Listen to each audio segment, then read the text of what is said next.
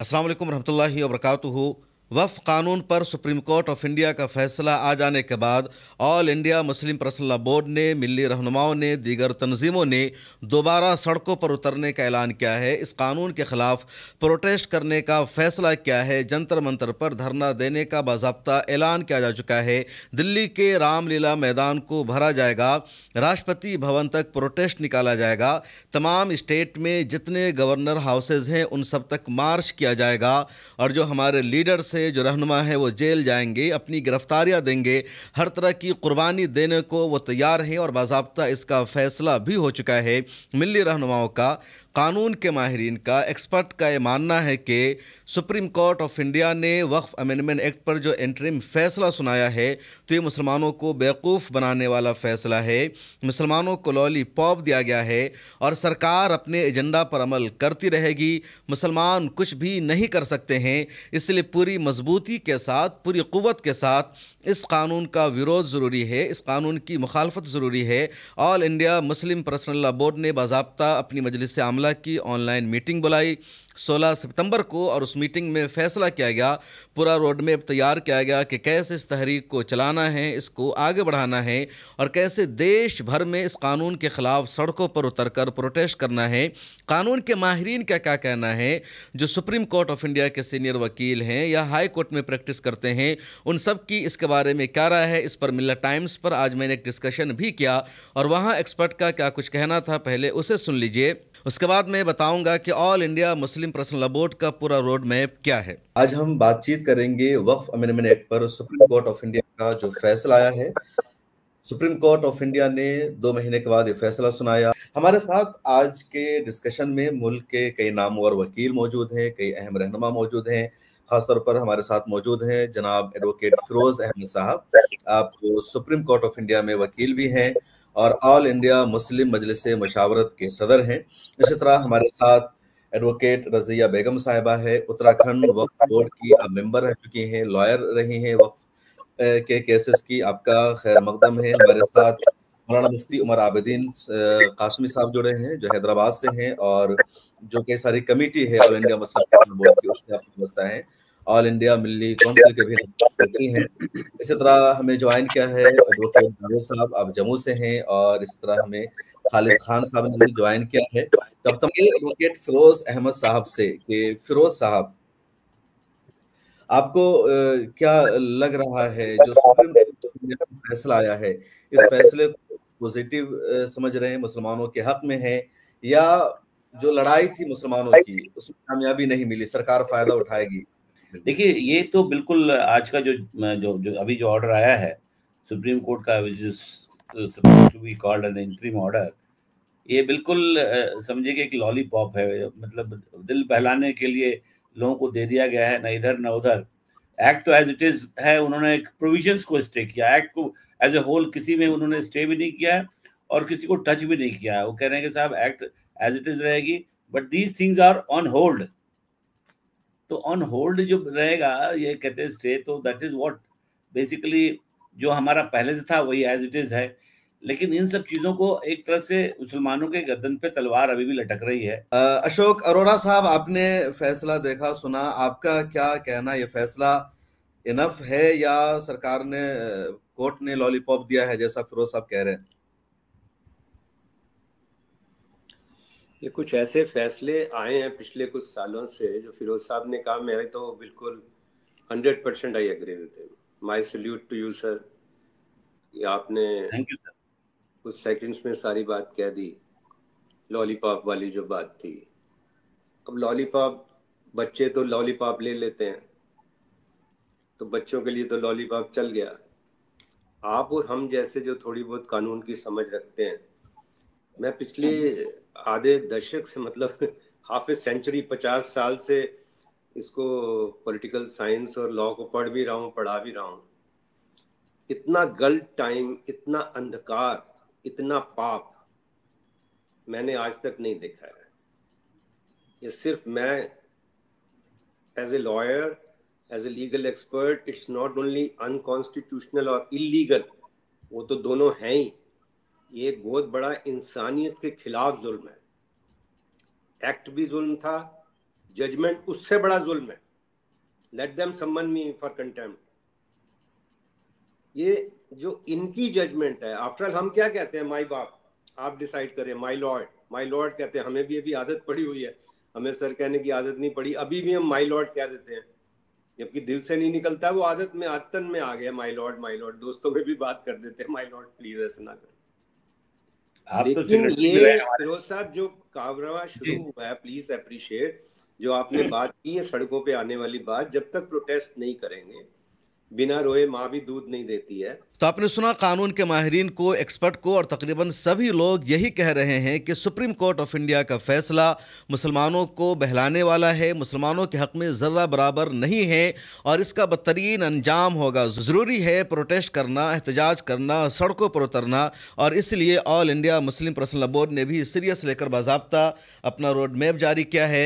3 pages पर मुश्तमिल all India Muslim personal law board ने बाज़ाब्ता प्रेस रिलीज जारी करके बताया कि इस कानून के खिलाफ जो नया मूवमेंट शुरू होगा या दूसरे मरहले का जो एहतजाज शुरू होगा तो उसका तरीक़ेकार क्या होगा। और इसमें सबसे पहला मरहला है जुमे के दिन का 19 सितंबर को।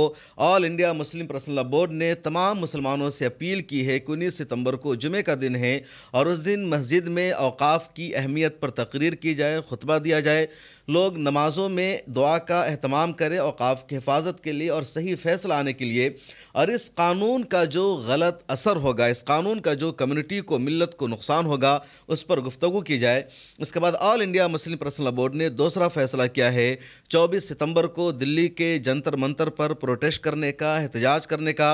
उसके अलावा दिल्ली के अलावा दीगर रियासतों में, दीगर सूबों में भी एहतजाज होगा और तमाम यूनिट्स को या जितने स्टेट में लीडर्स हैं मुस्लिम पर्सनल लॉ बोर्ड के, उन सब को कहा गया है कि वो अपने अपने इलाकों में जहां धरना होता है वहां प्रोटेस्ट करें, एहतजाज करें और उनके हाथों में एहतजाज के दौरान जो प्ले कार्ड होगा, जो बैनर होगा, उस पर बुलेट पॉइंट्स में लिखा जाएगा। उसके अलावा वहाँ इस कानून के नुकसानात को बताया जाएगा और ये जो धरना है कम से कम 2 या 3 घंटे का होगा।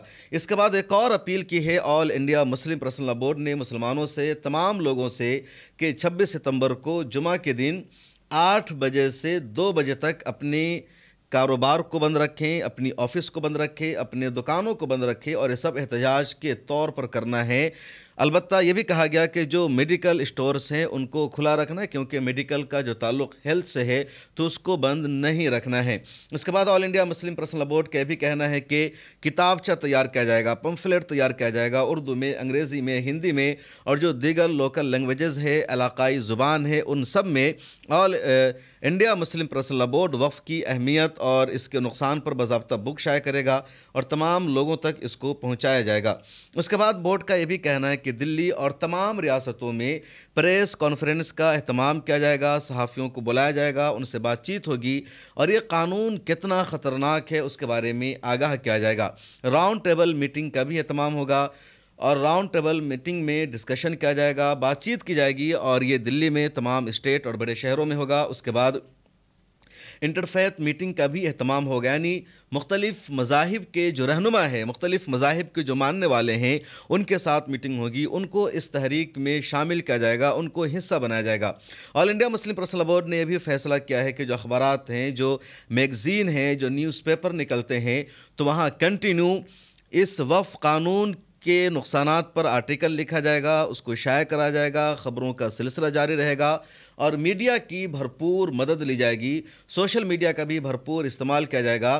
फेसबुक, इंस्टाग्राम और टेलीग्राम पर हर हफ्ता में 15 मिनट की एक वीडियो क्लिप अपलोड की जाएगी जिसमें बोर्ड के ज़िम्मेदारान और मेंबरान वक्फ अमेंडमेंट कानून के बारे में नुकसानात को बताएंगे, इसकी परेशानियों का जिक्र करेंगे कि जो कानून है कितना ख़तरनाक है और इसका किस तरह आम लोगों की ज़िंदगी पर इम्पेक्ट करेगा।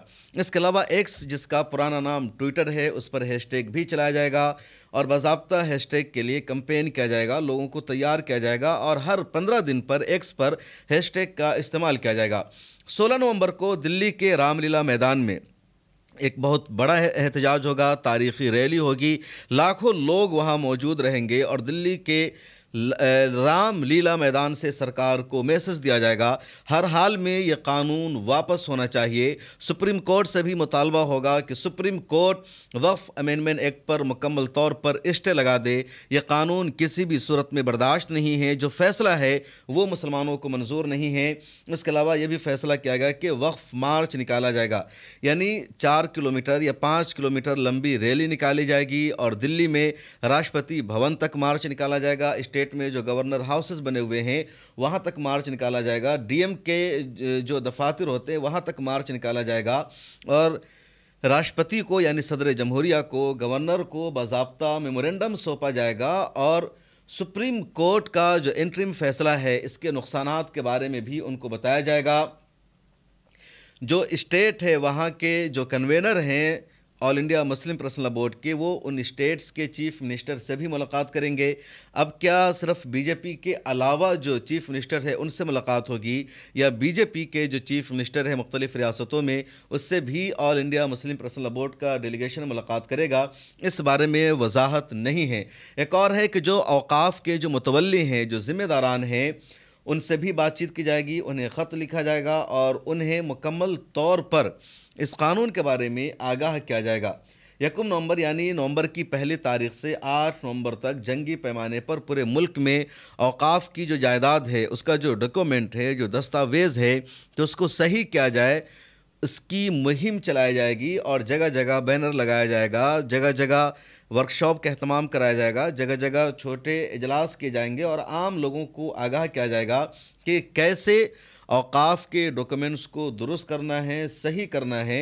29 सितंबर को दिल्ली में एक ट्रेनिंग वर्कशॉप का भी एहतमाम किया जाएगा और पूरे स्टेट से, तमाम अजला से वॉलंटियर्स को बुलाया जाएगा। उसके अलावा all India Muslim personal law board और दीगर मिली तंजीमों के ज़िम्मेदारों ने यह भी ऐलान किया है कि 24 सितंबर को दिल्ली के जंतर मंतर पर जो प्रोटेस्ट होगा तो उसमें धरना के साथ साथ गिरफ्तारी भी दी जाएगी और जेल जाने का बाज़ाब्ता ऐलान कर दिया है all India Muslim personal law board ने। और जो लाइन है वो सुनिए, बहुत अहम है।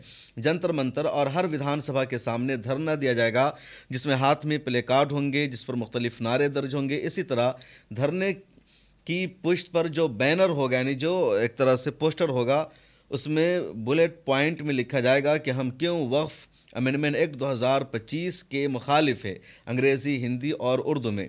जंतर मंतर पर बोर्ड की मरकज़ी क़यादत धरना देगी, यानी बोर्ड के सदर मौलाना खालिद सैफुल्लाह रहमानी मौजूद रहेंगे, जनरल सेक्रेटरी मौलाना फजलुर रहीम मुजद्दिदी मौजूद रहेंगे, कन्वेनर या जो स्पोक पर्सन है डॉक्टर कासिम रसूल इलियास वो मौजूद रहेंगे और दूसरे ज़िम्मेदारान रहेंगे।